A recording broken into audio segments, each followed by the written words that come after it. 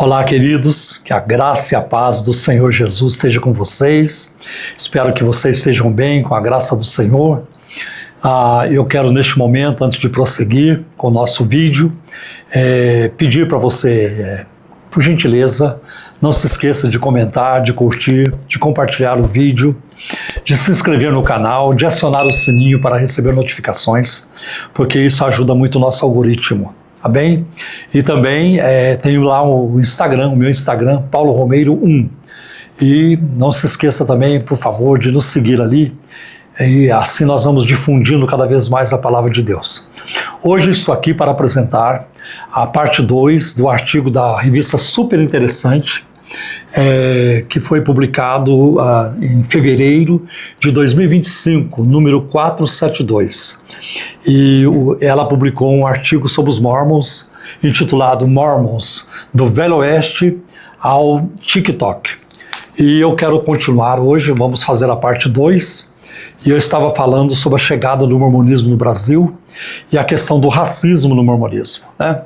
Então, por 150 anos, a Igreja Mórmon ela proibiu a participação de negros no sacerdócio e também de entrarem no templo mórmon. Expliquei também que templo mórmon não é a mesma coisa que igreja mórmon. Igreja mórmon são muitas, em vários lugares. Templos mórmons são mais escassos, eles existem por regiões. E ali os templos mórmons são dedicados a cerimônias especiais, secretas e assim por diante. Tá?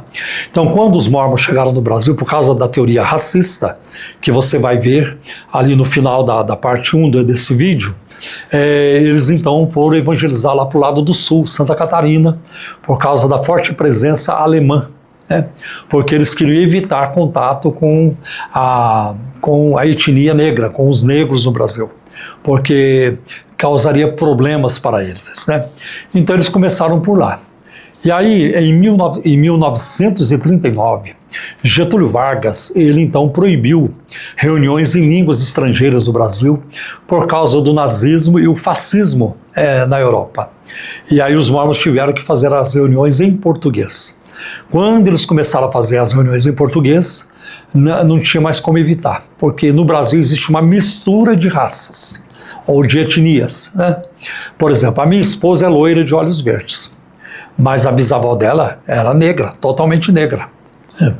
E tem vários negros na nossa família, né? Então não tem como você separar. Tá? E eles tiveram um problema. Inclusive os mormons, os missionários mormons, quando saíam para evangelizar, eles chegavam numa casa, eles pediam um álbum de fotografia, né? Vocês têm álbum de fotografia? Aí eles começavam a olhar. E quando surgiu uma pessoa negra, quem que é esse aqui? Esse aqui é vovô. Então não vamos mais voltar nessa casa, né? Como é que eu sei dessas coisas? Olha, eu sei porque existe um artigo chamado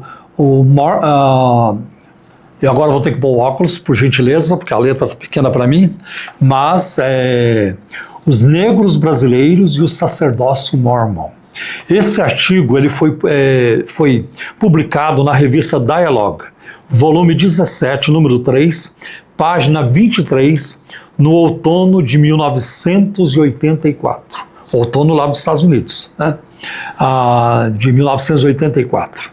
Então, o autor Mark Groover, ele fez uma pesquisa aqui no Brasil e ele produziu esse artigo que é muito interessante, né? Os mormons nunca esconderam a questão do racismo no meio deles, né? Tem, por exemplo, uma declaração de Brigham Young, o segundo profeta e presidente da igreja. Ele diz assim: você vê que alguns grupos da família, de novo óculos, né? Você vê que alguns grupos da família humana são negros, desajeitados, feios, desagradáveis e baixos em seus costumes, selvagens e aparentemente sem a bênção da inteligência que é normalmente dada à humanidade. O Senhor pôs uma marca neles, que é o nariz chato e a pele negra. Essa declaração de Brigham Young está no Jornal de Discursos, volume 7, página 290 e 291. Tá? Agora, você vê, eu pergunto para você que é mormon, o que você acha de uma declaração dessa? Dá para continuar acreditando nos profetas mormons? Dá para segui-los? Né? E essa é apenas a ponta do iceberg, tem muitas outras coisas. Tá? Brigham Young, por exemplo, ele chegou a dizer que a pessoa que casasse, o homem, a pessoa que casasse com uma pessoa negra, ou quem casasse com uma pessoa negra, tinha que ser morto na hora. E muitas outras declarações absurdas. Né? Então, isso aconteceu aqui no Brasil. Bem, o que acontece? Aí, em 1978, a Igreja Mórmon inaugurou o templo aqui no Brasil. E muitos irmãos que ainda os mórmons não podiam participar do sacerdócio. E muitos negros mórmons aqui no Brasil que ajudaram a construir o templo não iam poder entrar no templo mórmon. Aí o presidente da igreja aqui no Brasil entrou em contato com o presidente da Igreja Mórmon Mundial lá nos Estados Unidos, o Spencer W. Kimball, e disse para ele, olha, temos um problema no Brasil. Muitos irmãos que ajudaram a construir o templo são mórmons e não vão poder entrar no templo. Então estava havendo uma pressão aqui no Brasil, já havia pressões na África e já havia pressões nos Estados Unidos. Tá? O Spencer W. Kimball, ele veio ao Brasil. E quando ele volta aos Estados Unidos, ele volta então com uma missão, com peso nas costas, né? Ele chega lá e reúne o quórum dos 12 apóstolos, né? Porque a Igreja Mórmon, a estrutura é essa, né? Na primeira presidência, a primeira presidência tem o presidente e o profeta da igreja com 2 conselheiros, e abaixo deles o quórum dos 12 apóstolos. E abaixo do quórum dos 12 apóstolos, o quórum dos 70. E aí depois vem outros cargos e funções. Tá? Então ele reuniu o quórum dos 12 apóstolos separadamente, disse para cada um deles separadamente, olha, vamos ter que mudar a regra do sacerdócio. Você concorda? Sim, concordo. Quem vai discordar do profeta de Deus? Né? Ele então reúne os 12 apóstolos e diz, irmãos, vamos orar, porque o Senhor vai nos enviar agora uma nova revelação. Agora, você acha que Deus estava enviando uma nova revelação para o profeta Mórmon? Ou era o profeta Mórmon que estava enviando uma nova revelação para Deus? E outra coisa, isso nos mostra como funcionou essa revelação no mormonismo, através de uma simples conta de aritmética. Pressão de fora mais aceitação de dentro é igual a revelação. Você vê isso na Bíblia? Você vê o Deus da Bíblia se curvando diante de Faraó? Você vê o Deus da Bíblia se curvando diante de Nabucodonosor? Você vê o Deus da Bíblia se curvando diante de Belsazar? Ou diante de Herodes? Ele morreu, foi comido de bichos. O Deus da Bíblia não se curva diante de ninguém, não cede a pressões. Ele espera e ordena que as pessoas se amoldem à sua palavra, e não a sua palavra tem que se amoldar às suas pessoas e culturas. Não é isso que se passa. Tá? Então, houve então uma comemoração muito grande, carreata nos Estados Unidos, buzinaço, alegria em toda parte. Estava derrubada a proibição da participação do negro no sacerdócio. Sim, a prática mudou, mas a doutrina não. A doutrina continua racista. Os mórmons nunca vieram a público dizendo, olha, nós não cremos mais nisso, porque seriam mais contrariedades ainda ou contradições ainda. Tá? A doutrina continua racista. Olha, vou lhe contar algo sobre isso. Há um livro no mormonismo chamado O Caminho da Perfeição. E este livro existe, ele foi produzido, claro, primeiro em inglês, depois ele foi traduzido para o alemão, para o japonês, para o francês, para o espanhol e assim por diante. Tá? E na edição em inglês tem 49 capítulos. Quando este livro foi traduzido para o português, O Caminho da Perfeição, no inglês The Way to Perfection, no português O Caminho da Perfeição tem 47 capítulos.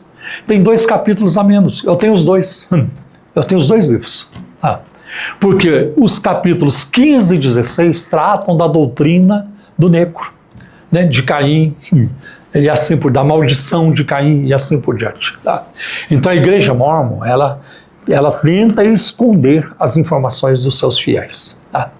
Por exemplo, muitas vezes quando você conversa com o missionário mórmon, ele não vai te dizer a verdade, primeiro porque muitas vezes ele mesmo não sabe.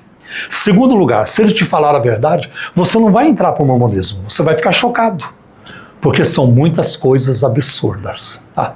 Então, este papo, receba o missionário na sua casa, eu digo o contrário, não receba. Você não vai ouvir a verdade da palavra de Deus. Você vai ouvir mentiras, distorções, heresias. E você vai se comprometer com isso. E vai colocar em risco a salvação da sua alma.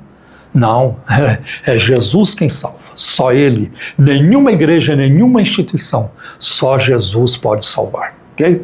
Então eu queria deixar você com essas informações, e a estratégia aqui no Brasil deles deu certo. O Brasil hoje tem o terceiro maior contingente de mormons no mundo, atrás apenas dos Estados Unidos e do México. Aliás, desde 2018, é assim que os seguidores do Santo dos Últimos Dias pedem para ser chamados, os afastando do rótulo de Mormon. Mas eu continuo chamando de Mormons, porque eles têm o livro de Mormon, né?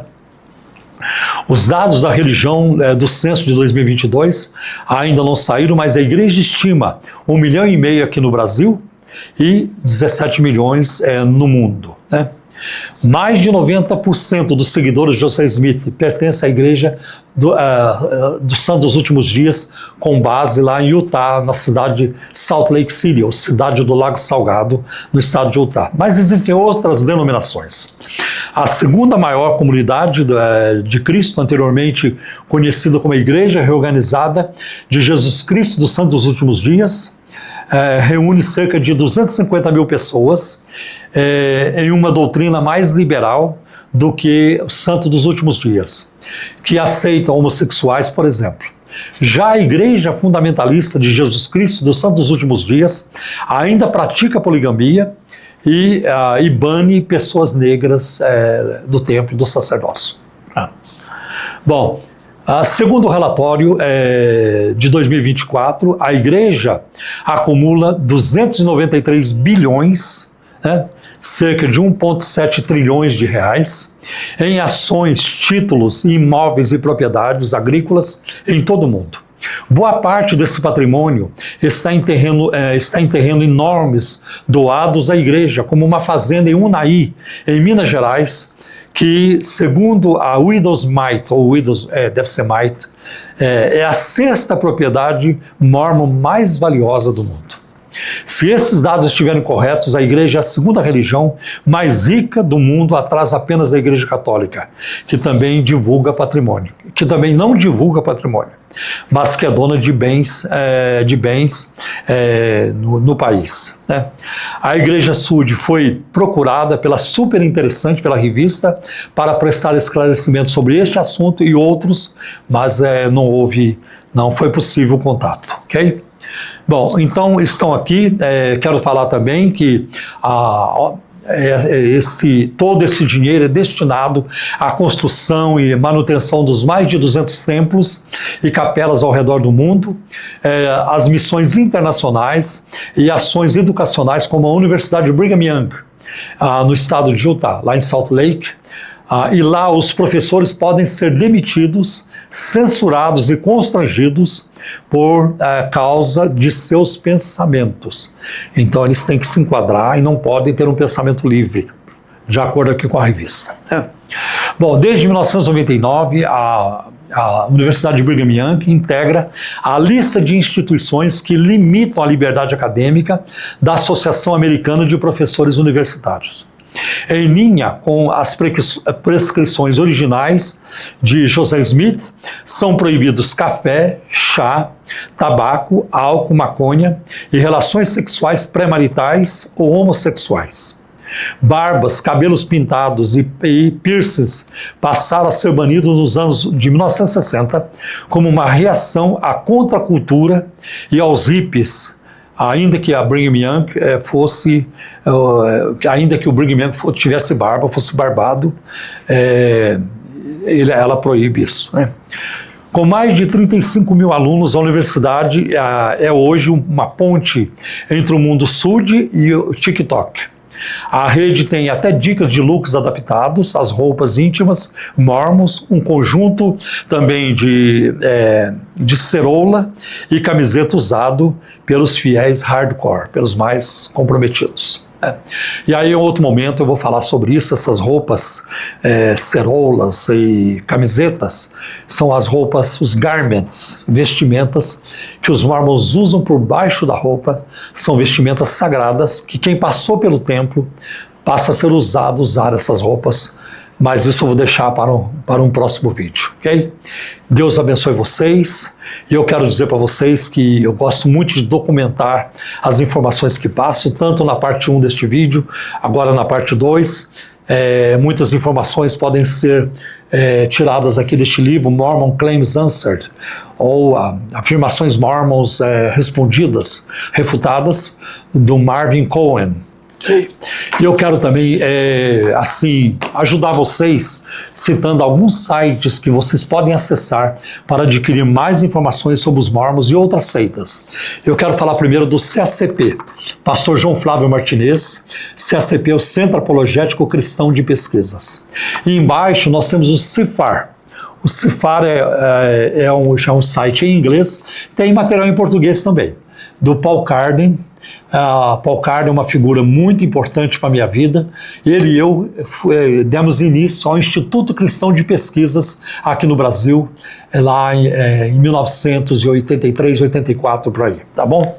Quero também citar para vocês este site, para quem sabe inglês, a Utah Lighthouse Ministry, okay?